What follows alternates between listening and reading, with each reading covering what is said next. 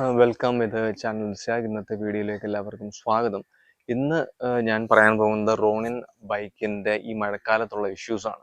ഒന്നാമത്തേന്ന് വെച്ച് കഴിഞ്ഞാൽ റോഡിൽ പല സ്ഥലത്തും റോഡ് വർക്ക് നടക്കുന്നത് കൊണ്ടും പല സ്ഥലത്തും ഗട്ടറും കാര്യങ്ങളും ഒക്കെ ഉള്ളത് കൊണ്ടും ചെളിവെള്ളവും ചെളിയൊക്കെ ആവശ്യത്തിലേറെയായിട്ടുണ്ട്. പിന്നെ റോണിൻ ഇമാതിരിയുള്ള റോഡുകൾ, ഇതുപോലുള്ള റോഡുകളിലൊക്കെ ഓടുന്ന സമയത്ത് ഫ്രണ്ട് മഡ് ഗാർഡ് മുതൽ റിയർ ഗാർഡ് വരെ ഫുൾ ചെളിയാണ്. അതായത് ടാങ്ക് പോലും വിടാതെ ഫുൾ കംപ്ലീറ്റ് ആയിട്ട് ചെളിയാവുന്ന ഒരു ഇഷ്യൂ ഉണ്ട്.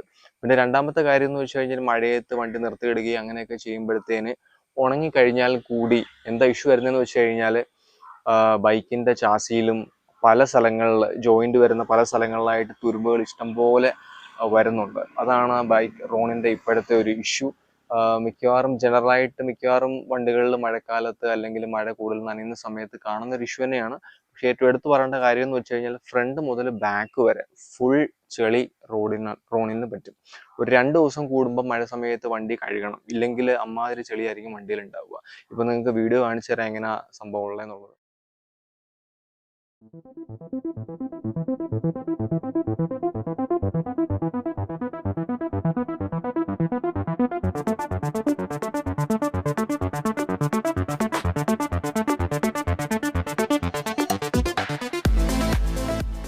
ഞാൻ കാണിക്കാൻ പോകുന്നതെന്ന് വെച്ച് കഴിഞ്ഞാൽ ഞാൻ ചെയ്യുന്ന ജനറൽ വാഷും പ്രഷർ വാഷ് യൂസ് ചെയ്തിട്ടാണ് ഞാൻ ക്ലീൻ ചെയ്യുക. അതുപോലെ തന്നെ ചെയിൻ ക്ലീൻ ചെയ്യുന്നതും ലൂബ് ചെയ്യുന്നതും. ഞാൻ 2022 ഈ റോണിൻ ബൈക്ക് വാങ്ങിച്ചത്.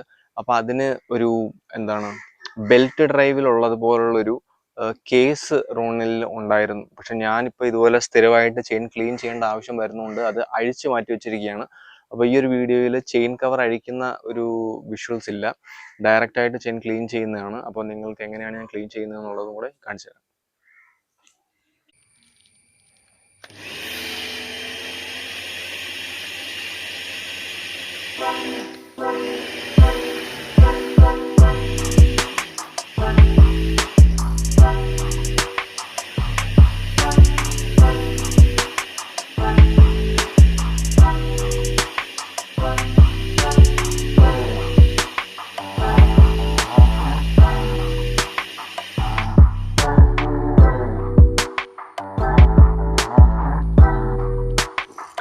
നമ്മളിപ്പോൾ ഈ ബൈക്ക് കുറച്ച് കഴുകി വിടുന്നതിൻ്റെ കൂട്ടത്തിൽ തന്നെ ചെയിനും അതിൻ്റെ ചാസിയുടെ സൈഡും കൂടി ഒന്ന് ക്ലീൻ ചെയ്ത് വിടുന്നുണ്ട്.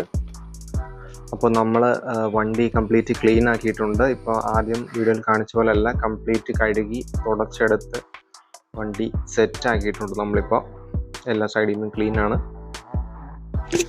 അപ്പോൾ നമ്മുടെ വണ്ടി സെറ്റായ സ്ഥിതിക്ക് ഇനി നമ്മൾ എന്താ ചെയ്യാൻ പോകുന്നതെന്ന് വെച്ച് കഴിഞ്ഞാൽ ഫുഡ് പെഗിൻ്റെ ജോയിൻറ്റിലും അതുപോലെ ക്ലച്ച് ഗിയർ ഷിഫ്റ്റ് ചെയ്യുന്നതിൻ്റെ അവിടെയും വെള്ളം കയറിയിട്ടുണ്ടാവും പ്രഷർ വാഷ് വെച്ചിട്ട്. അതുപോലെ സ്റ്റാൻഡിൻ്റെ ഇടയിലൊക്കെ അവിടെ നമ്മൾ വെള്ളം കളയാൻ വേണ്ടിയിട്ട് WD-40 സ്പ്രേ ചെയ്യും.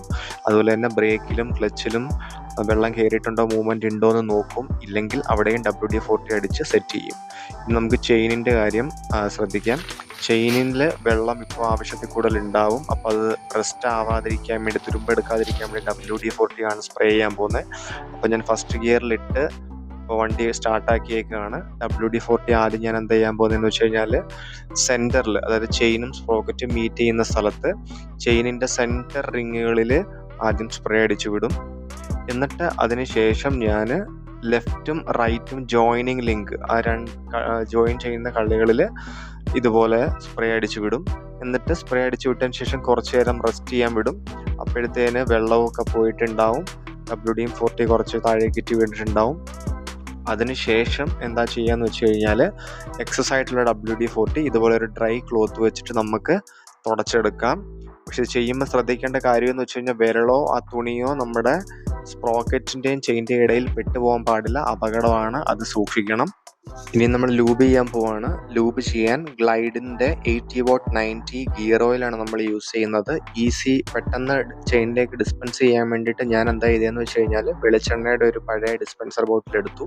അതിനകത്തേക്ക് ഈ ഗിയർ ഓയിൽ ഒഴിച്ചിട്ട് നേരത്തെ നമ്മൾ WD-40 അപ്ലൈ ചെയ്ത പോലെ തന്നെ സ്പ്രോക്കറ്റും ചെയിനും കണക്ട് ചെയ്യുന്ന സ്ഥലത്തേക്ക് ആദ്യം സെൻറ്ററിലുള്ള റിങ്ങിലേക്ക് നമ്മൾ ഇത് ഉറ്റിച്ചു കൊടുക്കണം. എന്നിട്ട് അതിൻ്റെ കൂട്ടത്തിൽ തന്നെ വീലും ഒന്ന് കറക്കി കൊടുക്കുക. ഈ സമയത്ത് ഗിയർ ഇട്ട് എൻജിൻ റണ്ണ് ചെയ്യിക്കരുത്. ഇച്ചിരി റിസ്ക്കുള്ള പരിപാടിയാണ്. അതൊഴിവാക്കി നമുക്കിങ്ങനെ പതുക്കെ ചെയ്തു കൊടുക്കാം. സെൻറ്ററിലുള്ള റിങ് ഇതുപോലെ ലൂബായതിന് ശേഷം ലെഫ്റ്റിലെയും റൈറ്റിലെയും ജോയിൻ ചെയ്യുന്ന കണ്ണികളിൽ നമുക്കിത് ലിങ്കുകളിലേക്ക് ഈ ലൂബ് ഇട്ടിച്ചു കൊടുക്കാവുന്നതാണ്. എന്നിട്ട് ജസ്റ്റ് യൂണിഫോമായിട്ട് എല്ലായിടത്തും സ്പ്രെഡ് ആവാൻ വേണ്ടിയിട്ട് വീലൊന്ന് നമുക്ക് റൊട്ടേറ്റ് ചെയ്ത് കൊടുക്കാം. അതിനുശേഷം വണ്ടി ഒരു ഏകദേശം ഒരു 4-5 മണിക്കൂറത്തേക്ക് എടുക്കാതിരിക്കുകയാണെങ്കിൽ അത്രയും നല്ലതാണ്. അപ്പോഴത്തേന് ഏകദേശം ഗിയർ ഓയിൽ നമ്മുടെ ക്ലച്ചിൻ്റെ യൂണിറ്റും ബാക്കിയുള്ള ഗിയറുമായിട്ടും ചെയിനുമായിട്ടും കംപ്ലീറ്റ് ആയിട്ടൊന്ന് സെറ്റായിട്ടുണ്ടാവും.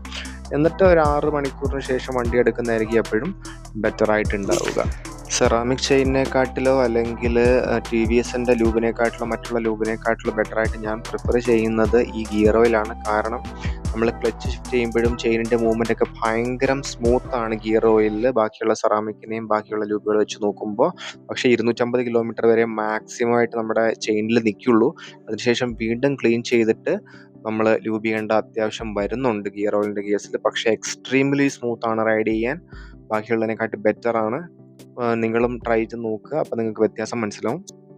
അപ്പോൾ ഈ വീഡിയോ ഇവിടെ കൺക്ലൂഡ് ചെയ്യാൻ പോവുകയാണ്. പക്ഷെ അതിനു മുമ്പ് പറയേണ്ട ഒരു കാര്യം എന്ന് വെച്ച് കഴിഞ്ഞാൽ മഴക്കാലത്ത് മിക്കവാറും വണ്ടികൾക്ക് വരുന്ന ഇഷ്യൂസ് മാത്രമാണ് നമ്മുടെ ഈ ചെളി തെറിക്കുന്നതിൻ്റെ ഒരു അളവ്. വണ്ടിയുടെ ഡിസൈൻ അനുസരിച്ച് അത് മാറിക്കൊണ്ടിരിക്കും. അതുപോലെ തന്നെ റസ്റ്റ്, അതെല്ലാ വണ്ടികളും മെറ്റൽ കൊണ്ട് ഉണ്ടാക്കിയ ആയതുകൊണ്ട് മിക്കവാറും എല്ലാ വണ്ടിയിലും, ഞാൻ ഉപയോഗിച്ച ഗ്ലാമർ ആണെങ്കിലും എൻ്റെ കസിൻ്റെ ബുള്ളറ്റ് ആണെങ്കിലും ഇപ്പോൾ ഈ റോണിനാണെങ്കിലും പല സ്ഥലത്തായിട്ട് തുരുമ്പ് വരുന്നൊരു കാര്യമുണ്ട്. പക്ഷേ നമുക്ക് സിമ്പിളായിട്ട് റിമൂവ് ചെയ്യാവുന്നതേ ഉള്ളൂ. ഞാൻ സാധാരണ യൂസ് ചെയ്യുന്നതെന്ന് വെച്ച് കഴിഞ്ഞാൽ WD-40 വെച്ചിട്ട് ആ ഒരു ഭാഗം ക്ലീൻ ചെയ്തതിന് ശേഷം സെറാമിക് ലൂബ് അതിൻ്റെ മണ്ടയ്ക്ക് സ്പ്രേ ചെയ്ത് വെക്കലാണ്. അപ്പോൾ ഈ സെറാമിക് ലൂബ് എന്ന് വെച്ച് കഴിഞ്ഞാൽ ഏകദേശം ഒരു ഫെവിക്കോൾ പോലെ ക്വാളിറ്റി ഉള്ളതാണ്. അത് ആ തുരുമ്പിൻ്റെ മണ്ടയ്ക്ക് അല്ലെങ്കിൽ ആ റസ്റ്റ് പിടിച്ച സ്ഥലം ക്ലീൻ ചെയ്തതിന് ശേഷം വൈപ്പ്, അത് WD-40 കൂടി കംപ്ലീറ്റ് ആയിട്ട് വൈപ്പ് ചെയ്ത് ക്ലീൻ ചെയ്ത് അതിൻ്റെ മുകളിൽ സെറാമിക് ലൂബ്, അതായത് നമ്മുടെ കവാസാക്കിയുടെ സെറാമിക് ലൂബൊക്കെ, അതിൻ്റെ വൈറ്റ് സെറാമിക് ലൂബ്, അത് അതിൻ്റെ മുകളിൽ സ്പ്രേ അടിച്ചു കഴിഞ്ഞാൽ ഒരു ലെയർ പോലെ പാട പോലെ ഒട്ടിപ്പിടിച്ചിരുന്നോളൂ, ഫെവിക്കോൾ പോലെ. യാതൊരു പ്രശ്നവും കാണത്തില്ല. പിന്നെ കുറേ നാളത്തേക്ക് ആ ഒരു ഭാഗത്തേക്ക് തുരുമ്പ് പിടിക്കുമെന്നുള്ള ഒരു രീതിയിലുള്ള ടെൻഷനും വേണ്ട. അപ്പോൾ നമ്മുടെ റോണിനും ഈ രീതിയിലുള്ള ട്രീറ്റ്മെൻറ്റ് കൊടുക്കാവുന്നതാണ്, യാതൊരു കുഴപ്പമില്ല. പിന്നെ ഈ വണ്ടി മിക്കവാറും ആൾക്കാർ ടെസ്റ്റ് റൈഡ് ചെയ്ത് ഓപ്റ്റ് ചെയ്യാനുള്ള കാരണം തന്നെ ഇതിൻ്റെ റൈഡിങ് കംഫർട്ടാണ്. ഒന്നാമത്തെ കാര്യം, ഗിയർ ഷിഫ്റ്റ് ചെയ്യാൻ പക്കാ smooth because of slipper clutch ഉണ്ടായതുകൊണ്ട്. അതുപോലെ തന്നെ GTT, അതായത് ട്രാഫിക്കിൽ സ്മൂത്തായിട്ട് ഗ്ലൈഡ് ചെയ്യാനുള്ളൊരു ടെക്നോളജി പേറ്റന്റഡ് ബൈ TVS. അപ്പോൾ അത് പ്രീമിയം ആയിട്ടുള്ള എല്ലാ TVSൻ്റെ ബൈക്കുകളിലും ഈ GTT ടെക്നോളജി ഉണ്ട്, ഗ്ലൈഡ് ത്രൂ ട്രാഫിക് എന്ന് പറയുന്നത്. അതും വളരെ യൂസ്ഫുള്ളാണ് ട്രാഫിക്കിൽ മൂവ് ചെയ്യാൻ വേണ്ടിയിട്ട്. ഞാൻ സാധാരണ രീതിയിൽ GTTയുടെ ആ ഒരു ഫീച്ചർ യൂസ് ചെയ്ത് ഗിയറും ക്ലച്ചും ആക്സിലേറ്ററും ഒന്നും കൊടുക്കാതെ നോർമലി വളരെ കുറച്ച് മാത്രം ക്ലച്ച് യൂസ് ചെയ്തിട്ട് പോകുന്ന ഒരാളാണ്. അതുകൊണ്ട് എനിക്ക് അതിൻ്റെ ബെനിഫിറ്റ് എനിക്കറിയാം. അതുപോലെ തന്നെ ലോങ് റൈഡിലുള്ള കംഫർട്ട് ഒരു രക്ഷയില്ല, നടുവേദനയോ കാര്യങ്ങളോ ഒന്നുമില്ല. ഞാൻ ഈ വീഡിയോയുടെ താഴെ നമ്മുടെ വാട്സപ്പ് ഗ്രൂപ്പിൽ TVS റോണിൻ്റെ യൂസേഴ്സ് ഉള്ള ഒരു വീഡിയോയുടെ ലിങ്ക് ഞാൻ ഈ വീഡിയോയുടെ താഴെ ഡിസ്ക്രിപ്ഷനിൽ കൊടുക്കുന്നുണ്ട്. ഏകദേശം 150 മുകളിൽ ആൾക്കാരുണ്ട്. TVS ഷോറൂമിലുള്ള ചില സർവീസ് പേഴ്സണൽസും ഈ ഒരു ഗ്രൂപ്പിലുണ്ട്. നിങ്ങൾക്ക് വേണ്ട സംശയങ്ങളും കാര്യങ്ങളും ഒക്കെ അതിനകത്ത് ചോദിക്കുകയും സോൾവ് ചെയ്യാൻ പറ്റും. അതുപോലെ തന്നെ നിങ്ങൾക്ക് എന്തെങ്കിലും ക്ലീനിങ്ങിനെയോ അല്ലെങ്കിൽ ലൂബിങ്ങിനെ പറ്റി അല്ലെങ്കിൽ ഈ ബൈക്കിനെ പറ്റി മറ്റെന്തെങ്കിലും വിവരം അറിയണമെങ്കിൽ കമൻറ്റിൽ ചോദിക്കാം. പറ്റാവുന്ന രീതിയിൽ മാക്സിമം ഞാൻ ഹെൽപ്പ് ചെയ്യുന്നതായിരിക്കും. അപ്പോൾ നമ്മുടെ ഈ ഗ്രൂപ്പിനകത്ത് കാര്യം പറഞ്ഞ പോലെ തന്നെ അതിനകത്തെ ഒരു സർ മുംബൈയിൽ നിന്ന് ഗുരുവായൂർ വരെ 50 അടുപ്പിച്ച് ഏജുള്ള ഒരു സാറാണ്. പുള്ളി മുംബൈയിൽ നിന്ന് ഗുരുവായൂർ വരെ വന്നിട്ടുണ്ട് വൈഫിനെയും കൂട്ടിയിട്ട്. എന്നിട്ടും പുള്ളി പറയുന്നത് ഇത്രയും കംഫർട്ടബിൾ ആയിട്ടൊരു ബൈക്ക് ഇതുവരെ ഓടിച്ചിട്ടില്ലെന്നാണ്. ബോഡി പെയിനോ ബാക്ക് പെയിനോ ഇഷ്യൂസോ ഒന്നുമില്ല.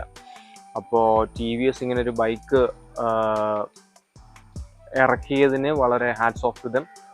അതുപോലെ തന്നെ പിന്നെ ഇന്ന് ചെറിയ ചെറിയ പ്രശ്നങ്ങൾ എല്ലാ ബൈക്കിലും വരാറുണ്ട്. അപ്പോൾ ഇതിനെ വലിയ കാര്യമായിട്ട് എടുക്കേണ്ടതായിട്ടില്ലെന്നാണ് എനിക്ക് തോന്നുന്നത്. പ്രശ്നം എന്ന് വെച്ച് കഴിഞ്ഞാൽ നമ്മളൊന്ന് എക്സ്ട്രാ കെയർ എടുക്കേണ്ടി വരും, ആ ഒരു എഫേർട്ട് നമ്മുടെ സൈഡിൽ നിന്ന് ഇടേണ്ടി വരും ഇതൊക്കെ ഒന്ന് സോൾവ് ചെയ്യാൻ വേണ്ടിയിട്ട്. അപ്പോൾ എന്തെങ്കിലും സംശയം കാര്യങ്ങളുണ്ടെങ്കിൽ ചോദിക്കാം. ഈ വീഡിയോയുടെ വൈൻഡപ്പ് ചെയ്യാണ്. Thank you so much.